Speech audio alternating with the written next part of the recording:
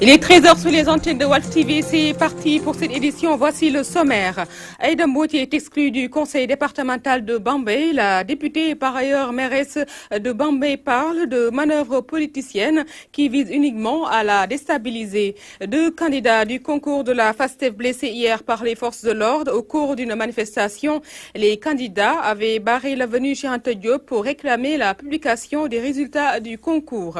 Un litige foncier oppose une famille de Keur Mambey Ndiaye dans la commune de Taïba Ndiaye aux autorités municipales. Les membres de cette famille reprochent à l'équipe dirigeante de s'accaparer illégalement de leurs terres au profit d'un étranger, ce que refute le maire qui parle d'un projet de lotissement du village. À suivre l'actualité internationale, la page sport, la rubrique santé et la revue de la presse qui bouclera cette édition qui démarre à l'instant. Bonjour et bienvenue à toutes et à tous.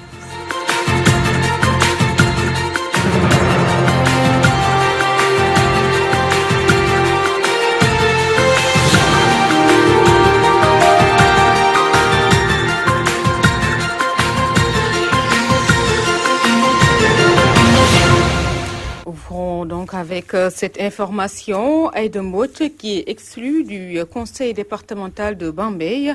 La députée et par ailleurs mairesse de Bambey parle de manœuvres politiciennes qui visent uniquement à la déstabiliser. Nous y reviendrons plus amplement.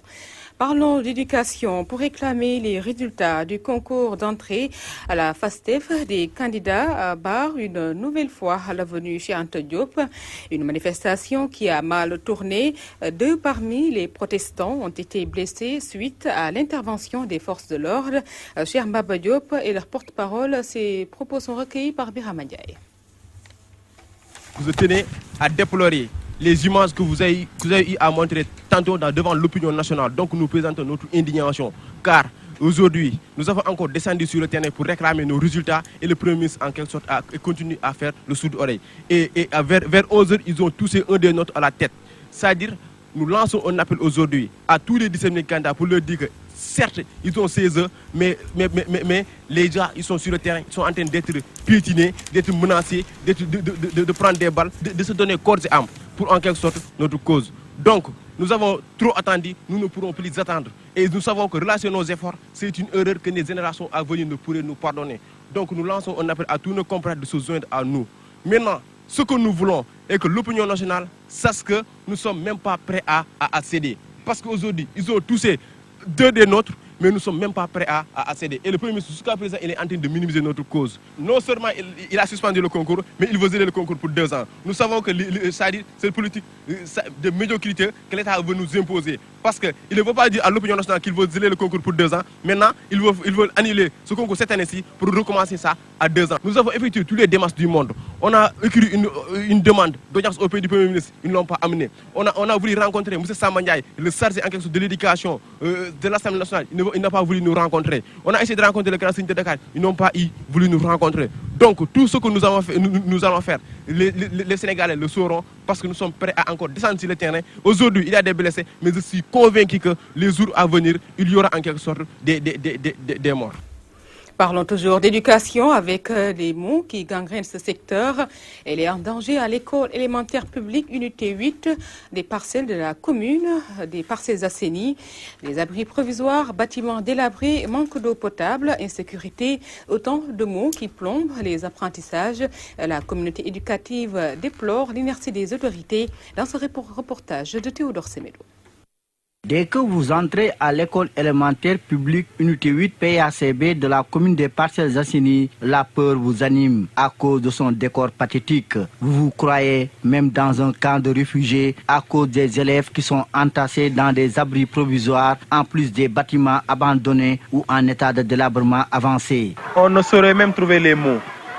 Ce que nous avons trouvé dans cet établissement, c'est pratiquement une situation indescriptible où des enfants de ce pays qui ont le droit à une éducation de qualité, une éducation qui se fait dans de bonnes conditions, se voient aujourd'hui être obligés d'être dans un cadre qui met même en péril leur santé. Vous avez vu, c'est une école qui est en ruine, c'est une école où des abris provisoires en bâche, où il fait excessivement chaud. C'est une école où pratiquement il n'y a aucune conditions normales pour pouvoir espérer dispenser des enseignements apprentissages. Pourtant, un projet de réhabilitation de l'institution était en gestation mais bloqué pour des raisons ignorées par la communauté éducative. J'avais signé un contrat avec un entrepreneur pour relever le mur de l'école et réfectionner certaines classes. Malheureusement, ça n'a pas marché parce que l'entrepreneur a failli à sa mission. Le manque d'eau potable, l'insécurité, l'insuffisance d'enseignants, entre autres, inquiètent également syndicalistes et responsables de l'établissement qui lancent un cri du cœur aux autorités. Il y a des malfrats qui, les après-midi, squattent l'établissement et parfois obligent même les enseignantes à vider les lieux pour pouvoir s'adonner à des pratiques malsaines. Au moment où je parle, nous n'avons pas d'eau. Je ne comprends pas du tout. Parce que la classe de CM1, dans mon établissement, alors, on m'avait pris cette année 3 enseignants.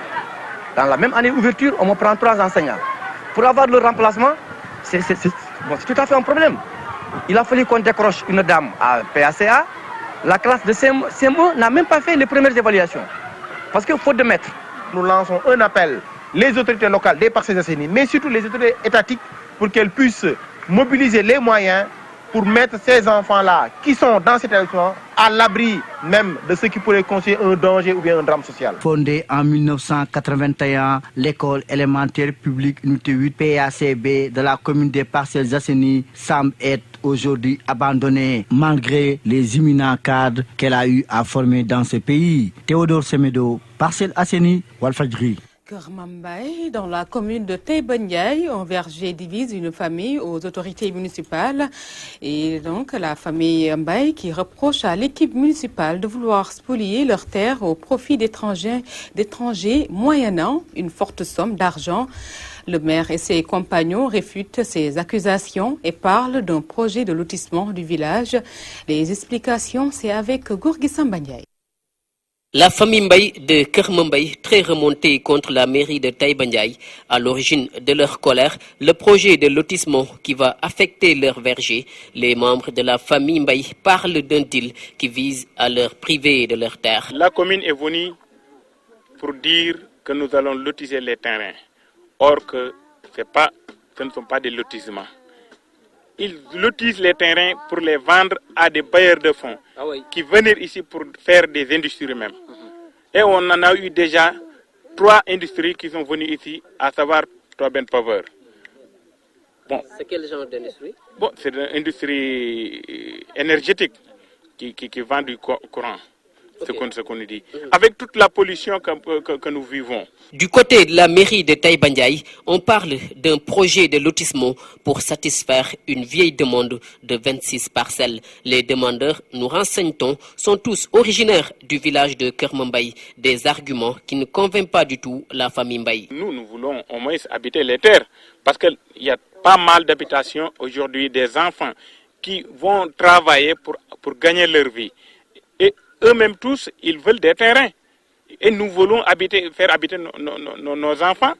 Notre problème, ce n'est pas que nous cultivons les terres. Non, ça c'est un problème autre. Maintenant, nous voulons qu'on nous lotisse les terrains au profit de la population locale. C'est ça que nous voulons. Le propriétaire du verger, par ailleurs chef du village, a été dans ce sens convoqué à la gendarmerie de Mboro pour des explications. De retour à son village, Babacar Mbaye se montre plus que jamais déterminé à rester maître de ses terres. Gorgui Samba Ndiaye Thiès, Walfadjri. Suite aux attaques armées répétitives dans la cité religieuse de Touba, la gendarmerie appuyée par le Daïra Safiatul Aman ont initié une opération de sécurisation. Ils ont interpellé 27 individus, dont 3 pour détention de chanvre indien. Mamadou Makhtarsar nous donne les explications. Suite aux nombreuses attaques armées enregistrées en moins d'une semaine dans la cité religieuse de Touba, la gendarmerie, appuyée par le Daïra Safinatul Aman, a initié une opération de sécurisation. 27 personnes ont été interpellées, dont 3 pour détention de chanvre indien. Ces hommes en bleu, accompagnés par le Daïra, qui s'active dans la sécurisation de Touba, ont sillonné les quartiers de Madiana, Bagdad, Oumoul Khoura et Guédé. Signalons que cette opération a été initiée en prélude du Magal de Kazu Rajab pour lutter contre l'insécurité grandissante notée dans la cité religieuse de Touba, où depuis quelque temps, les populations sont confrontées à des attaques à main armée et autres braquages qui ont occasionné plusieurs blessés et des millions emportés. Touba Mbaké, Mamadou Makhtar Sarr pour la radio-télévision Walfadjri. Mamadou Makhtar Sarr, parlons de cette période des mangues qui s'annonce au Sénégal. Au marché syndicat de Pikine, des camions de mangues de provenance du Sénégal et de la sous-région servent de décor dans ce lieu. Malgré les quelques difficultés liées à la conservation du fruit, les vendeurs arrivent tant bien que mal à écouler leurs marchandises. Suivant ce reportage de Ndiapitey. Au marché syndicat, dans ce lieu, le décor montre nettement qu'on est dans la saison des mangues. À l'entrée, le fruit est rangé confortablement sur des tables. Plus loin, des paniers et des sacs bien garnis sont descendus des camions. Le vieux Baye Salou Diouf nous fait connaissance avec les variétés existantes tout en demandant à l'État de leur aider dans la conservation.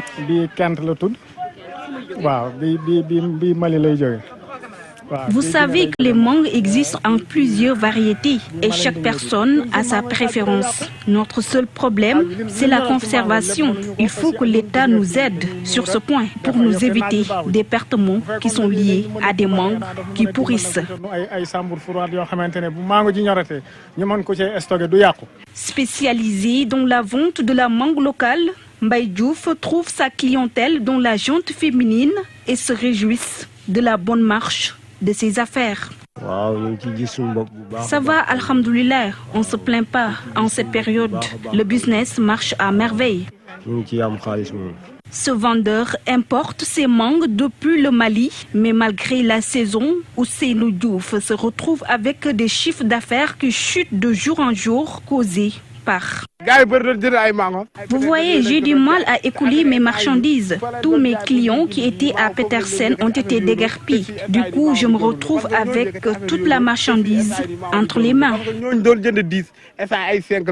La période des mangues s'annonce au Sénégal, malgré les quelques difficultés liées à la conservation et des lenteurs notées dans l'écoulement de la marchandise. Il est aussi le moment où bon nombre de jeunes hommes se transforment en dockers, un travail qui les permet de se faire un peu d'argent.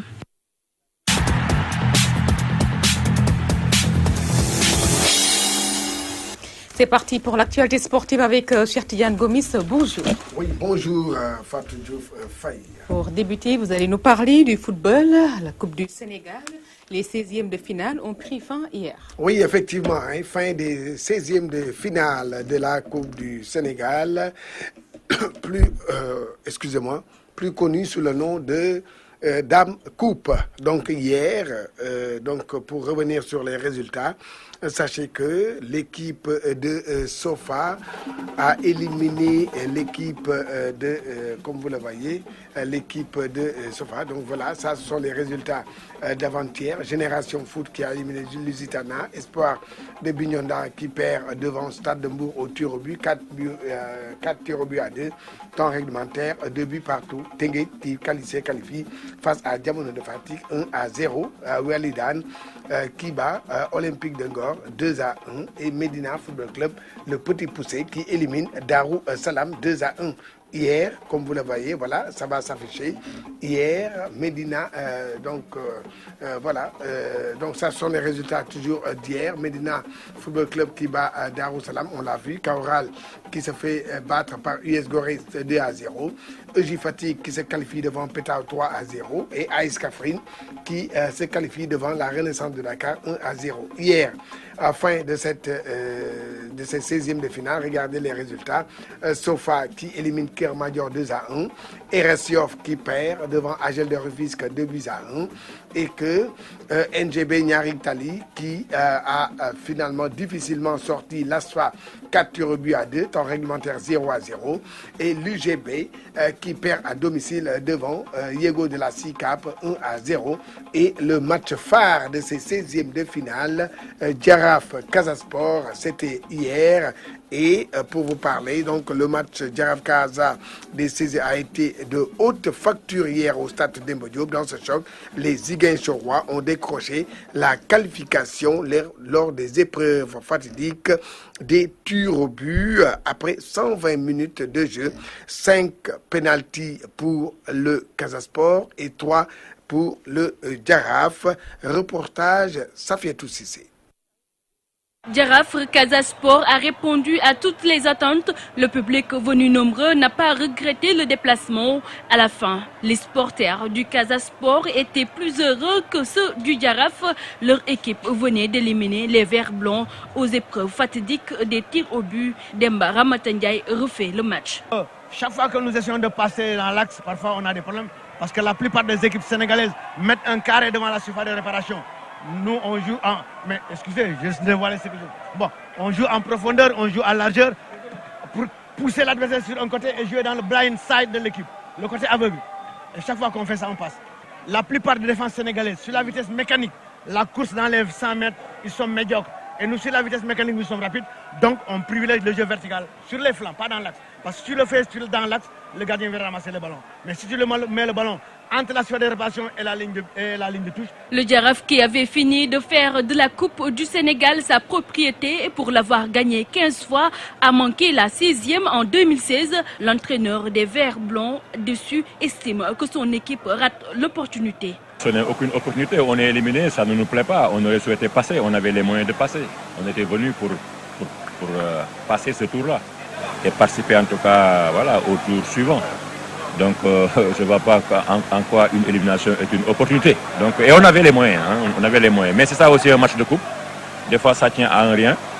Parce que même le pénalty raté par Baïsering dans les séances de tir, vous savez, ça a été bien botté. Malheureusement, ça atterrit sur la barre transversale. Un match plaisant grâce à un jeu séduisant a été servi par les deux équipes. En deuxième période, une coupure d'électricité d'une dizaine de minutes a coupé l'appétit des spectateurs. Finalement, tout est revenu à la normale. Les deux équipes ont remis un beau spectacle au grand bonheur du public.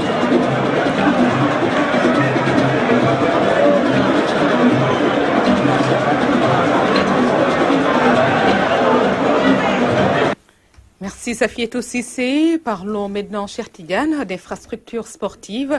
Daouda Faye dit non à l'arène nationale. Oui, l'ancien ministre des Sports sous l'ère Wade est contre la construction de l'arène nationale au Technopole à Pikine et cette manne financière prévue pour l'érection de son érection. Lors d'un face-à-face avec la presse, Daouda Faye s'est dit consterné. Pour lui, l'argent pouvait servir à construire des terrains de football dans les régions. Je vous propose d'écouter Daouda Faye au micro de Amamassi et de... Pour ce qui est de l'arène nationale, depuis le ministère des Sports, c'est-à-dire en 2007, quand j'étais ministre des Sports, j'avais dit que je n'étais pas pour la construction de l'arène nationale. Pourquoi? Parce que, d'abord, je trouve injuste qu'on prenne autant d'argent pour construire une arène à Dakar, et puis sortir de Dakar, plus d'arène, c'est fini. Je trouve que ce n'est pas normal. Vous me direz que c'est la même chose pour le football, etc. Mais bon, c'est que dans les régions, il y a quand même des stades de football multifonctionnels. Mais l'arène, 42 milliards pour une arène. Et la question que je me suis posée, c'est qu'est-ce qui va changer après la construction de l'arène? Qu'est-ce qui va changer? Pour moi, rien. Les gens vont continuer la lutte dans les stades, au niveau des régions, parce qu'il n'y a pas d'arène, donc on va lutter dans les stades, et même à Dakar. Parce que si vous organisez, comment dirais-je, un petit combat à l'arène nationale qui est, comment dire, au Technopole, mais les gens n'iront pas. Les promoteurs préféreront faire à Demba Diop ou à Ibomar ou Les gens sortent de leur maison après avoir pris le thé et puis viennent regarder. Voilà, merci. C'était l'ancien ministre des Sports sous l'ère Wade, Daouda Faye, qui revenait sur l'arène nationale. C'est tout pour le sport. Merci, cher Tidiane Gomis, pour cette page sport. Place maintenant à l'actualité internationale. C'est une synthèse de Marthe Diouf.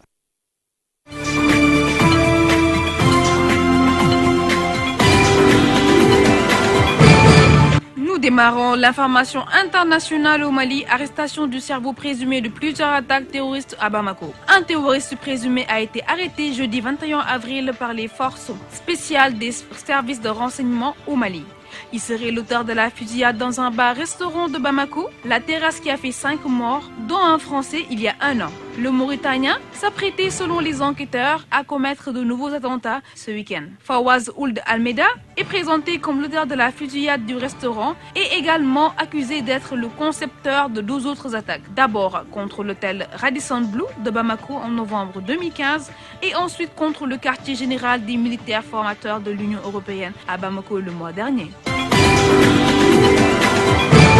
Ensuite, en Europe, les Européens souhaitent la création de gardes-frontières communs. Jeudi 21 avril 2016, à Luxembourg, une réunion des ministres européens de l'Intérieur a été consacrée à la question des migrants. Les 28 ont formellement adopté une position commune sur la création d'un nouveau corps européen de gardes-frontières qui devra garantir le contrôle des frontières extérieures de l'Union. Dès ce feu vert et l'extension de leur mission obtenue, les navires de l'opération européenne Sophia, qui battent pavillon de plus d'une demi-douzaine de pays, pourront conduire leur mission. Nous terminons l'information en Asie. Afghanistan, attentat suicide meurtrier des talibans de Kandul. Un attentat suicide à la voiture piégée et une fusillade ont fait au moins 30 morts et 320 blessés ce mardi 19 avril au matin dans le centre de Kaboul. L'attaque a été revendiquée par les talibans une semaine après avoir annoncé le début de leur offense de printemps. Les talibans ont revendiqué ces attentats suicides à la voiture piégée, une tactique dont ils font régulièrement usage contre la police et l'armée afghane ainsi que les services de renseignement qualifiés de l'Arban. Des forces étrangères déployées en Afghanistan depuis la chute de leur régime fin 2001.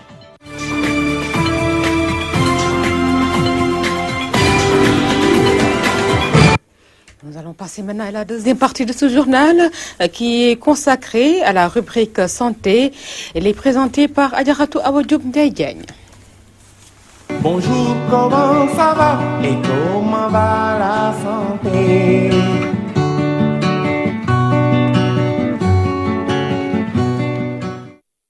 Bonjour et bienvenue dans votre page santé. Aujourd'hui, nous allons faire un zoom sur l'oseille, celle avec les feuilles vertes ou rouges.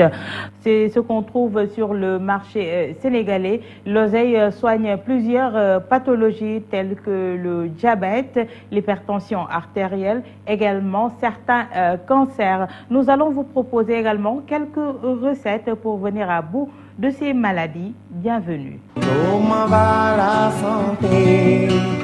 L'oseille, cette plante potagère ressemblant comme 2 gouttes d'eau à l'épinal, régule le transit intestinal grâce à son apport en fibres tout en stimulant les sécrétions digestives grâce à son goût particulier. L'une des premières choses à préciser est sa légèreté. Avec seulement 24 calories par 100 grammes, l'oseille est certainement notre l'été, mais ses bienfaits ne s'arrêtent pas là.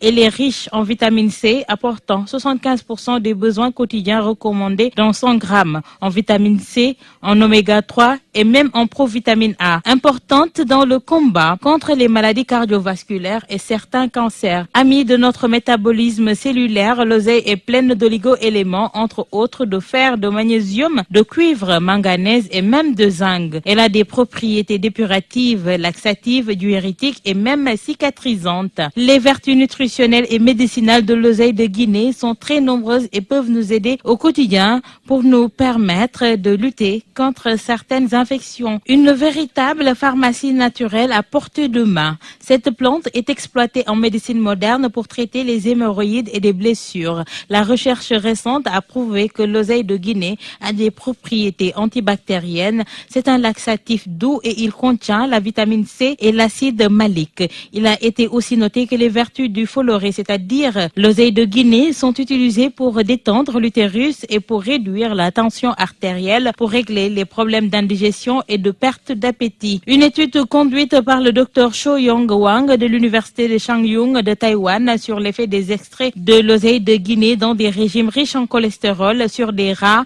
a démontré qu'un extrait de fleurs de foloré abaisse sensiblement le taux de cholestérol dans le sérum. Ils ont aussi noté un effet antioxydant par rapport au LDL. Ces expériences prouvent que les composés extraits à partir du vin rouge et du thé à base de calice de l'oseille de Guinée réduisent le taux de cholestérol et de suite ici que la richesse en acide oxalique est un inconvénient pour ce légume mais qui n'est pas assez important pour justifier une réduction de sa consommation. Il est nécessaire de le connaître même s'il porte peu de conséquences. Il suffit juste de prendre quelques précautions. Ne pas dépasser les doses indiquées. Si on la consomme cuite, il est déconseillé de laisser de côté l'eau de cuisson pour éliminer une grande partie de l'acide oxalique. Il vaut mieux aussi éviter son usage en cas de goutte, arthrite, lithiase.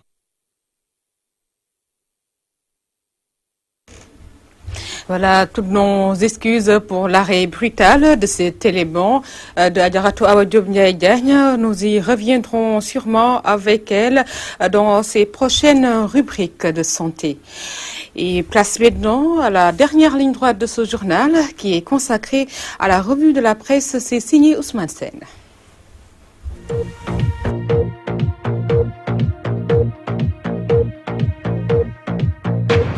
Bonjour, une bavure policière fait 2 blessés graves, rapporte Walf Quotidien qui informe que le régime de Macky Sall mate encore les étudiants. Les étudiants candidats au concours de la FASTEF l'ont appris à leurs dépens hier alors qu'ils réclamaient la publication des résultats de la session 2015-2016 du dit concours. Les policiers sont intervenus blessant 2 d'entre eux. Les étudiants blessés dont l'un par des éclats de grenades sont aux urgences. La crise scolaire encore dans le populaire ce matin. Le ministre de l'Éducation écarte de toute année blanche. Aucune menace ne pèse sur la validation ou l'invalidation de l'année scolaire. Il y aura une nette amélioration et les cours vont reprendre. Annonce Serigne Mbaye Thiam, les examens se tiendront à la fin de l'année. Serigne Mbaye Thiam rassure, Fatih alarmiste dans Grand Place. Le gouvernement a la responsabilité de respecter ses engagements. Il faut dépasser le cap des déclarations d'intention. On risque de connaître une année très difficile, avertit encore Abdou Fatih dans le journal Grand Place. Dans Sud Quotidien, Assemblée nationale, remplacement de Maître Ousmane Ngom, Kafada à la tête du groupe parlementaire de l'opposition. Le flou s'installe, indique le journal Sud Quotidien qui annonce cette crise qui guette l'Assemblée nationale. Et mon confrère de poursuivre que depuis son installation,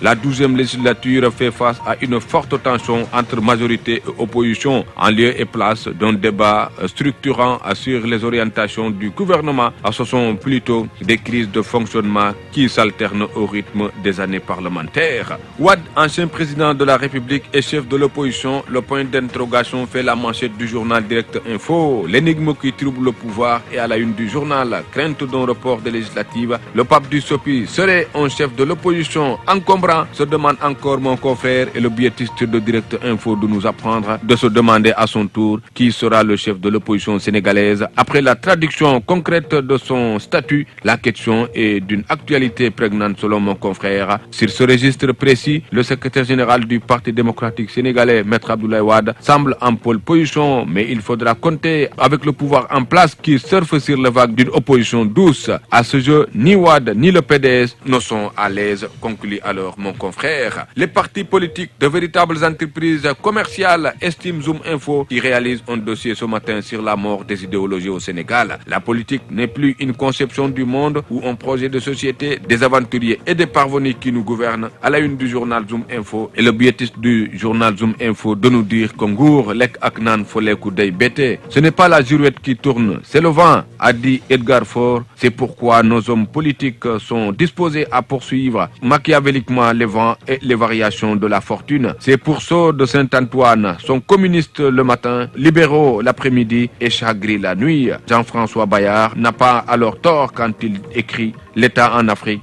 la politique du ventre. Ne dit-on pas que Walbatikou de Damundi Goudiane, conclut encore Nandité dans Zoom Info. Dans le quotidien Témoin, Sénégal, une destination carcérale après les Libyens, bientôt des Rwandais, annonce le journal. La prison de Sébikotane devant les accueillir en voie de finition. Macky Sall remercié par Barack Obama, selon le journal Témoin quotidien relayé par Le Soleil, accueil de 2 ex-détenus de Guantanamo. Obama félicite le président Macky Sall, son leadership magnifié. Le chef de l'État signe l'accord de Paris sur le climat aujourd'hui. Le Sénégal pour un fonds mondial de l'eau, rapporte Le Soleil. Sa sœur Nogoy Ndiaye, portée disparue en Gambie à la suite des manifestations. Ibrahima Ndiaye Chita en colère contre Diamé dans l'As quotidien. Que Diamé me rende ma sœur morte ou vivante. Il n'y a même pas 2 mois, Nogoy était chez moi à Wakam, rappelle encore Ndiaye Chita, cité dans le journal L'As.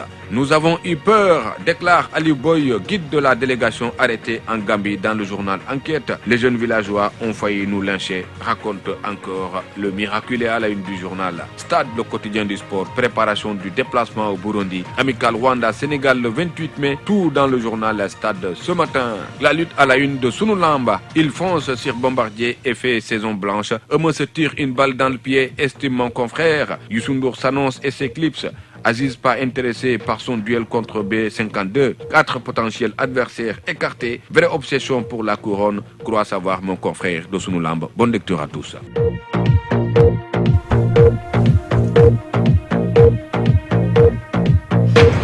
Merci beaucoup, Smansène, pour cette revue de presse et pour la réalisation de ce journal qui s'achève à l'instant. Un grand merci à Ramatoulaye Sall Diop et à Diarato Penda Dialogué du côté technique. Vous allez retrouver à 14h Fatoumata Sey pour l'édition Wolof. Un grand merci à vous, chers téléspectateurs, d'avoir suivi.